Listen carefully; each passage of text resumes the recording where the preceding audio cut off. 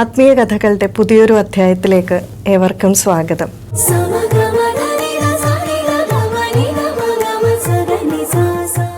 ഇൻഫോസിസ് ഫൗണ്ടേഷൻ്റെ അധ്യക്ഷയായ സുധാമൂർത്തിയെപ്പറ്റി നിങ്ങളിൽ പലരും കേട്ടിട്ടുണ്ടായിരിക്കും.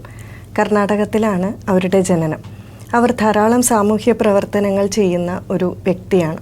അതോടൊപ്പം തന്നെ അവർ ധാരാളം ഗ്രന്ഥങ്ങൾ രചിച്ചിട്ടുണ്ട്. കുട്ടികൾക്കായും മുതിർന്നവർക്കായുമുള്ള ഗ്രന്ഥങ്ങൾ, ശാസ്ത്ര ഗ്രന്ഥങ്ങൾ, ലേഖനങ്ങൾ, പ്രബന്ധങ്ങൾ ഇവയെല്ലാം പ്രസിദ്ധീകരിച്ചിട്ടുണ്ട്. ഇവരുടെ പ്രസിദ്ധീകരണങ്ങളുടെ ഒരു പ്രത്യേകത എന്താണെന്ന് വെച്ചാൽ ഏതു പ്രായത്തിലുള്ളവർക്കും രസിക്കുന്നവയാണ് ഇവരുടെ ലേഖനങ്ങൾ. മാത്രമല്ല, ഇവരുടെ മിക്ക പ്രസിദ്ധീകരണങ്ങളിലും ഇവരുടെ ജീവിതത്തിൽ കണ്ടുമുട്ടിയ ഏതെങ്കിലും ഒരു വ്യക്തിയെപ്പറ്റി അല്ലെങ്കിൽ വ്യക്തികളെപ്പറ്റി, അവരുടെ പ്രത്യേകതകൾ, ഇവർ അവരെക്കുറിച്ച് നടത്തുന്ന പരാമർശങ്ങൾ, ഇവരുടെ വീക്ഷണങ്ങൾ ഇവയൊക്കെ ആയിരിക്കും ഉണ്ടായിരിക്കുക. എന്താണെങ്കിലും ഈ പ്രസിദ്ധീകരണങ്ങൾക്കും ഈ എഴുത്തുകൾക്കുമെല്ലാം അവർക്ക് ധാരാളം അവാർഡുകൾ ലഭിച്ചിട്ടുണ്ട്. അവരുടെ സേവന പ്രവർത്തനങ്ങൾക്കും ധാരാളം അവാർഡ് ലഭിച്ചിട്ടുണ്ട്. 2006 രാജ്യം അവർക്ക് പത്മശ്രീ നൽകി ആദരിച്ചു. അങ്ങനെയുള്ള ഈ സുധാമൂർത്തി തൻ്റെ ഒരു ഗ്രന്ഥത്തിൽ താൻ കണ്ടുമുട്ടിയ ഒരു വ്യക്തിയെപ്പറ്റി പരാമർശിക്കുന്നുണ്ട്. ഉള്ളിൽ നിന്ന് ഉള്ള ഉറവകൾ എന്നുള്ള ഒരു ഗ്രന്ഥമാണ് ഇത്. അതിൽ അവർ കണ്ടുമുട്ടിയ മീന എന്നുള്ള ഒരു വ്യക്തിയെപ്പറ്റി പരാമർശിക്കുന്നു. LICയിലെ ഒരു ഉദ്യോഗസ്ഥയാണ് ഈ മീന. വളരെ വലിയ ശമ്പളമൊക്കെ ഉള്ള ഒരു ഉദ്യോഗസ്ഥയാണ്. ഈ മീനയുടെ സ്വഭാവത്തിന് ചില പ്രത്യേകതകളുണ്ട്. സുധാമൂർത്തി പറയുന്നു, ഇവരെ കണ്ടുമുട്ടിക്കഴിഞ്ഞാൽ അപ്പോൾ തൊട്ട് ഇവരെല്ലാ കാര്യത്തിനും നെഗറ്റീവായിട്ട് മാത്രമേ ഉത്തരം പറയൂ. എപ്പോഴും അസന്തുഷ്ടിയാണ് ഇവരുടെ മുഖമുദ്ര. അപ്പോൾ സുധാമൂർത്തി പറയുന്നു, എപ്പോഴെങ്കിലും ഇവരെ ഒന്ന് കണ്ടുമുട്ടിക്കഴിഞ്ഞാൽ എങ്ങനെയെങ്കിലും ഇവരിൽ നിന്നൊന്ന് ഒഴിഞ്ഞു മാറണം എന്നാണ് ഏറ്റവും വലിയ ആഗ്രഹം. കാരണം ഒരു പകർച്ചവ്യാധി പോലെയാണ് പെട്ടെന്ന് ഈ മീനയുടെ അസന്തുഷ്ടി തന്നിലേക്ക് വ്യാപിക്കുന്നത് എന്നാണ് സുധാമൂർത്തി പറയുന്നത്. അപ്പോൾ ഒരു ഉദാഹരണത്തിന് സുധാമൂർത്തി പറയുകയാണെന്ന് വയ്ക്കുക, ആ മീന, ആ കിരണിന് സ്കൂളിൽ നല്ല റാങ്ക് കിട്ടി കേട്ടോ എന്ന് പറയുകയാണെങ്കിൽ ഉടനെ മീന പറയും, ഓ അതിലിപ്പോൾ വല്ല കാര്യമുണ്ടോ, അവൻ്റെ അച്ഛൻ സ്കൂൾ അധ്യാപകനല്ലേ, അപ്പോൾ അദ്ദേഹം ഇരുത്തി പഠിപ്പിച്ചതായിരിക്കും. ഇനി സുധാമൂർത്തി പറയുകയാണ്, ഇന്നൊരു നല്ല ദിവസമാണ്, നമുക്കെന്നാൽ ഒന്ന് നടക്കാൻ പോയാലോ. ഓ ഈ വെയിലത്ത് പോയി കഴിഞ്ഞാൽ ഞാനങ്ങ് കരിഞ്ഞു പോവും. മാത്രമല്ല ഈ നടപ്പൊക്കെ നല്ലതാണ്, ആരോഗ്യത്തിന് നല്ലതാണെന്ന് ആരെങ്കിലും ശാസ്ത്രീയമായി കണ്ടുപിടിച്ചിട്ടുണ്ടോ? അതുകൊണ്ട് ഞാനാകെ വേർത്ത് ക്ഷീണിക്കും, ഞാൻ എന്താണേലും വരുന്നില്ല. ഇങ്ങനെ ഏത് കാര്യത്തിനും നെഗറ്റീവായിട്ട് പറയാനുള്ള ഒരു സ്വഭാവ സവിശേഷതയാണ് മീനയ്ക്കുള്ളത്. മീനയാണെങ്കിൽ ഒരു ഒറ്റക്കുട്ടിയാണ്. മീനയുടെ അച്ഛനും അമ്മയും ഡൽഹിയിലാണ്. ഇപ്പോൾ ജോലി സംബന്ധമായിട്ട് ബാംഗ്ലൂരിൽ ഒരു ഫ്ലാറ്റിൽ താമസിക്കുകയാണ് ഒറ്റയ്ക്ക്. മീനയുടെ ഈ ഒരു സ്വഭാവ സവിശേഷത കാരണം ആരും മീനയുമായിട്ട് കൂട്ടുകൂടാറില്ല. കാരണം എല്ലാവരും വിചാരിക്കും, നന്നായിട്ട് സന്തോഷിച്ചിരിക്കേണ്ട ഞങ്ങൾ വെറുതെ എന്തിനാണ് അവിടെ പോയി ഈ അസന്തുഷ്ടി മുഴുവൻ വാങ്ങി കൂട്ടുന്നത് എന്ന് വിചാരിക്കും. അതുകൊണ്ട് തന്നെ മിക്കവാറും ഒരു ഒറ്റപ്പെടലായിട്ടുള്ള ജീവിതമാണ് മീനയുടേത്. ഒറ്റക്കുട്ടിയുടേതായ ചില ദുശാഠ്യങ്ങളൊക്കെ ചെറുപ്പകാലം തൊട്ട് മീനയ്ക്കുണ്ടായിരുന്നു താനും. എന്താണെങ്കിലും ഒരു 3 വർഷമൊക്കെ കഴിഞ്ഞപ്പോൾ മീനയ്ക്ക് ബാംഗ്ലൂരിൽ നിന്നും ബോംബെയിലേക്ക് ട്രാൻസ്ഫറായി. കുറച്ചു കാലം കഴിഞ്ഞപ്പോൾ സുധാമൂർത്തി പറയുന്നു, തൻ്റെ ജീവിതത്തിലും പല മാറ്റങ്ങളൊക്കെ സംഭവിച്ചു. അതുകൊണ്ട് മീന എന്ന് പറയുന്ന ഒരു വ്യക്തിയെപ്പറ്റി താൻ മറന്നു തന്നെ പോയി. കുറേ കാലം കഴിഞ്ഞപ്പോൾ സുധാമൂർത്തിക്ക് ഒരു മീറ്റിങ്ങിൽ പങ്കെടുക്കാനായിട്ട് ബോംബെക്ക് പോകേണ്ടി വന്നു. അപ്പോൾ രാവിലത്തെ മീറ്റിങ്ങിലെല്ലാം പങ്കെടുത്തിട്ട് വൈകിട്ടായപ്പോൾ അവരൊരു കടയിൽ പോയി. കടയിൽ നിന്ന് ഇറങ്ങാൻ ഭാവിച്ചപ്പോഴാണ് നല്ലതുപോലെ പുറത്ത് മഴ പെയ്യുന്നുണ്ട് എന്ന് കണ്ടത്. കയ്യിലാണെങ്കിൽ കുടയുമില്ല. അതുകൊണ്ട് മഴയൊന്ന് കുറയട്ടെ എന്ന് വിചാരിച്ചിട്ട് ആ കടയുടെ വാതിൽക്കൽ നിൽക്കുകയാണ്. സുധാമൂർത്തിയുടെ വളരെ ലാളിത്യമാർന്ന ജീവിതശൈലി എല്ലാവരും പ്രത്യേകം ശ്രദ്ധിച്ചിട്ടുള്ളതാണ്. അപ്പോൾ ഈ മഴയൊന്ന് കുറയട്ടെ എന്ന് പറഞ്ഞ് നിൽക്കുമ്പോഴാണ് പെട്ടെന്ന് റോഡ് ക്രോസ് ചെയ്ത് വരുന്ന മീനെ ഇവർ കാണുന്നത്. സുധാമൂർത്തി പറയാണ്, സത്യം പറഞ്ഞാൽ മീനയെ കണ്ടപ്പോൾ എൻ്റെ മനസ്സിലുണ്ടായ ആദ്യത്തെ ചിന്ത എങ്ങോട്ടെങ്കിലും ഓടി ഒളിക്കണം എന്നാണ്. കാരണം ആ 3 വർഷം ബാംഗ്ലൂരിൽ മീന ജോലി ചെയ്ത സമയത്ത് മീനയുടെ സാമീപ്യം സുധാമൂർത്തിയിൽ അത്രമാത്രം അസ്വസ്ഥത ഉണ്ടാക്കിയിരുന്നു. ഇത്ര കാലം കഴിഞ്ഞിട്ടും ആ ഒരു ആഘാതത്തിൽ നിന്നും വിമുക്തയാകാൻ സുധാമൂർത്തിക്ക് സാധിച്ചിട്ടില്ല. അതുകൊണ്ടാണ് മീനയുടെ രൂപം കണ്ടത് എവിടെയെങ്കിലും ഓടി ഒളിക്കണമെന്ന് തോന്നിയത്. പക്ഷേ മീനയുടെ ദൃഷ്ടിയിൽ നിന്നും ഒളിക്കാൻ സുധാമൂർത്തിക്ക് സാധിച്ചില്ല. മീന നേരെ കണ്ടത് സുധാമൂർത്തിയെ. വളരെ സന്തോഷമായി ഓടി വന്ന് കെട്ടിപ്പിടിച്ച് കയ്യിലൊക്കെ പിടിച്ച് കുലുക്കി വളരെ സന്തോഷമൊക്കെ പ്രകടിപ്പിച്ചു.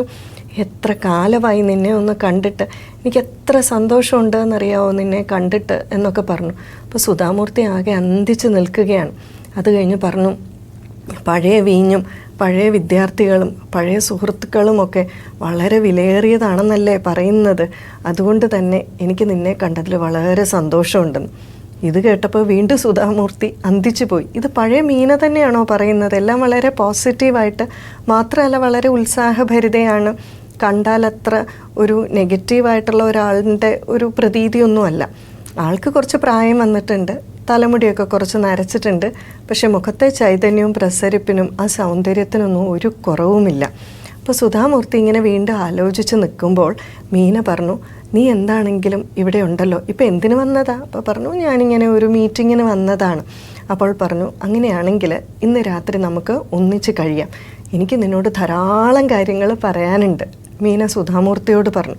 അപ്പോൾ സുധാമൂർത്തി പറഞ്ഞു, അത് പറ്റുന്ന എനിക്ക് തോന്നുന്നില്ല, കാരണം ഇന്ന് രാത്രി എനിക്ക് ഒഫീഷ്യലായിട്ട് തന്നെ ഒരു ഡിന്നർ അറ്റൻഡ് ചെയ്യാനുണ്ട്. നീ ഒരു കാര്യം ചെയ്യുക, നിൻ്റെ കാർഡ് എനിക്ക് തരിക, ഞാൻ നിന്നെ വിളിച്ചുകൊള്ളാം. സുധാമൂർത്തി എങ്ങനെയെങ്കിലും മീനെ ഒഴിവാക്കാനുള്ള ഒരു ചിന്തയിലാണ് ഇതെല്ലാം പറയുന്നത്. അപ്പോൾ ഉടനെ മീന പറഞ്ഞു, ഓ ഇനിയിപ്പോൾ രാത്രി നീ വിളിച്ചാൽ നമുക്ക് അധികം നേരം ഒന്നിച്ച് ചിലവഴിക്കാൻ സാധിക്കില്ലല്ലോ, അതുകൊണ്ട് നമുക്കൊരു കാര്യം ചെയ്യാം, നമുക്കിപ്പോൾ ഒരു ചായ കുടിക്കാൻ പോകാം. അപ്പോൾ സുധാമൂർത്തി പറഞ്ഞു, ഇപ്പോൾ ഒരു മഴയിലോ, ഇപ്പോൾ ഒരു കാറ് വിളിച്ചാൽ പോലും ഒരു ടാക്സി വിളിച്ചാൽ പോലും നമുക്ക് കിട്ടില്ല. അപ്പോൾ ഉടനെ മീന പറഞ്ഞു, അത് സാരമില്ല, നമുക്കൊരു കുട മേടിക്കാം, ഇനി കുട കിട്ടിയില്ലെങ്കിലോ നമുക്ക് അങ്ങ് ഈ മഴയത്ത് നനഞ്ഞങ്ങ് പോകാം ഹോട്ടലിലേക്ക്. ഇപ്പോൾ തിരിച്ച് നെഗറ്റീവായിട്ട് പറയുന്നത് മുഴുവൻ സുധാമൂർത്തിയാണ്. കാരണം സുധാമൂർത്തിക്ക് എങ്ങനെയെങ്കിലും മീനയെ ഒഴിവാക്കണം. കാരണം ആ അസന്തുഷ്ടി തന്നിലേക്ക് എടുക്കാൻ സുധാമൂർത്തി ഒട്ടും ആഗ്രഹിക്കുന്നില്ല. അപ്പോൾ മീനയുടെ നിർബന്ധം സഹിക്കവയ്യാതെ എന്താണെങ്കിലും ഇവർ രണ്ടുപേരും നനഞ്ഞൊലിച്ച് ഹോട്ടലിലേക്ക് പോയി അവിടെ ഇരുന്ന് സംസാരിക്കാൻ തുടങ്ങി. മീനയാണെങ്കിൽ നിർത്താതെ പഴയ കാര്യങ്ങളെല്ലാം സംസാരിക്കുകയാണ്. സുധാമൂർത്തിയോ എല്ലാം കേൾക്കുന്നതായിട്ടൊക്കെ ഭാവിക്കുന്നുണ്ട്, പക്ഷെ മനസ്സിലെ ചിന്ത വേറെയായിരുന്നു. ഇതെങ്ങനെയാണ് ഈ മീനയ്ക്ക് ഈ മാറ്റം സംഭവിച്ചത്? ഇങ്ങനെ ഒരാൾക്ക് ഇത്ര പെട്ടെന്ന്, അല്ലെങ്കിൽ ഒരു കുറച്ച് കാലം എടുത്തു എങ്കിൽ പോലും ഇത്രമാത്രം ഒരു മാറ്റം വരാൻ സാധിക്കുമോ എന്നൊക്കെ ചിന്തിച്ചു. എന്താണെങ്കിലും കുറച്ച് കഴിഞ്ഞപ്പോൾ സുധാമൂർത്തി തൻ്റെ മനസ്സിലുള്ള ചിന്ത മീനയോട് ചോദിച്ചു. നിനക്ക് എങ്ങനെയാണ് ഇത്രമാത്രം മാറ്റം വന്നത്? ഏതൊരു സുന്ദരക്കുട്ടനാണ് നിന്നെ ഇങ്ങനെ മാറ്റിയെടുത്തത്? ഏത് ഒരു തൻ്റെ ജീവിതത്തെ മാറ്റിമറിച്ച ഒരു രാജകുമാരൻ നിൻ്റെ ജീവിതത്തിൽ ഉണ്ടായിട്ടുണ്ടോ എന്ന് ചോദിച്ചു. പറഞ്ഞു, അങ്ങനെ ഒരു രാജകുമാരനൊന്നും വന്നിട്ടില്ല, പക്ഷേ തൻ്റെ ജീവിതത്തിൽ മാറ്റമുണ്ടായിട്ടുണ്ട്. നിനക്കറിയാലോ, ഞാൻ എല്ലായ്പ്പോഴും ഒരു നിരാശാവാദിയായിരുന്നു, പക്ഷെ എൻ്റെ ജീവിതത്തെ മാറ്റിമറിച്ചതൊരു യാചകനാണ് എന്ന് പറഞ്ഞു. യാചകനോ? അപ്പോൾ അത്ഭുതപ്പെട്ടു. അപ്പോൾ ചോദിച്ചു, നിനക്കറിയാമായിരുന്നോ എൻ്റെ ഫ്ലാറ്റിൻ്റെ വെളിയിൽ ഒരു യാചകൻ ഉണ്ടായിരുന്നു എന്ന്? ആ യാചകനും 5 വയസ്സുള്ള പേരക്കുട്ടിയും. ഞാൻ ഇടയ്ക്കിടയ്ക്ക് അവർക്ക് ഭക്ഷണമൊക്കെ കൊണ്ട് കൊടുക്കും. പക്ഷേ ഒരു ദിവസം നല്ല മഴയുള്ള ദിവസം ഞാൻ ജനലിൽ കൂടെ നോക്കി മഴയെ ശപിച്ചുകൊണ്ടിരിക്കുക. ശരിക്കും പറഞ്ഞാൽ മഴ എനിക്ക് ഒരു ബുദ്ധിമുട്ടും തന്നില്ല. എങ്കിലും ഞാൻ ഈ മഴയെ ശപിച്ചുകൊണ്ടിരിക്കുമ്പോൾ പെട്ടെന്ന് നോക്കുമ്പോൾ കാണുന്നത് ഈ വൃദ്ധനും പേരക്കുട്ടിയും കൂടെ റോഡിൽ നല്ലതുപോലെ ആനന്ദിച്ച് നൃത്തം വയ്ക്കുന്നതാണ്. ശക്തമായിട്ടുള്ള മഴയായതുകൊണ്ട് ഗതാഗതം എല്ലാം നിലച്ചായിരുന്നു. ശരിക്കും പറഞ്ഞാൽ ഞാനപ്പോൾ ചിന്തിച്ചു, അന്ന് മഴയായതുകൊണ്ട് ഞാനിവർക്ക് ആഹാരം കൊടുക്കാൻ പോയില്ല, ഇവർക്ക് ശരിക്കും വസ്ത്രമില്ല, പാർപ്പിടമില്ല, എങ്കിലും ഇവർ സന്തുഷ്ടരാണ്. ഞാനോ, എനിക്കിതെല്ലാം ഉണ്ട്, പക്ഷെ ഒരു മനുഷ്യന് ഏറ്റവും വിലപിടിച്ച സന്തുഷ്ടി എന്നുള്ളത് എനിക്കില്ല. ഇത്രമാത്രം ഇല്ലായ്മയിലും സന്തുഷ്ടിയോടെ കഴിയാനുള്ള അവരുടെ ആ മനോഭാവം എൻ്റെ ജീവിതത്തിലേക്കുള്ള ഏറ്റവും വലിയൊരു പാഠമായിരുന്നു. അതുകൊണ്ട് തന്നെ ഞാൻ എന്നെ മാറ്റിയെടുക്കുന്ന തീരുമാനിച്ചു. അപ്പോൾ സുധാമൂർത്തി ചോദിച്ചു, നിനക്കിങ്ങനെ മാറാൻ എത്ര കാലം എടുത്തു? 2 വർഷം എടുത്തു എനിക്ക് ഈ ട്രാൻസ്ഫർമേഷൻ ഉണ്ടാകാൻ. എന്നിട്ട് നീ നിൻ്റെ ഗുരുവിനെ പിന്നെ കണ്ടോ? അപ്പോൾ പറഞ്ഞു, അതിനുള്ളിൽ ആ യാചകൻ മരിച്ചു പോയിരുന്നു. എന്നാൽ അദ്ദേഹത്തിൻ്റെ ആ പേരക്കുട്ടിയെ ഞാനിപ്പോൾ ഒരു ബോർഡിങ്ങിലാക്കി അവരെ സംരക്ഷിക്കുന്നു എന്ന് പറഞ്ഞു. അപ്പോൾ സുധാമൂർത്തി പറയുന്നു, ചിലരുടെ ജീവിതത്തിൽ ഇത്രയും വിദ്യാഭ്യാസമുള്ള ഒരു സ്ത്രീയാണ് മീന. പക്ഷേ നമ്മളുടെ കണ്ണിൽ സംസ്കാരമില്ലാത്തവൻ, വിദ്യാഭ്യാസമില്ലാത്തവൻ എന്ന് നമ്മൾ കരുതുന്ന ഒരു യാചകനാണ് ഏറ്റവും വലിയ മീന നേരിട്ടുകൊണ്ടിരുന്ന ഒരു പ്രശ്നത്തെ പരിഹരിക്കാൻ, നേർവഴി കാണിക്കാൻ സഹായമായത്.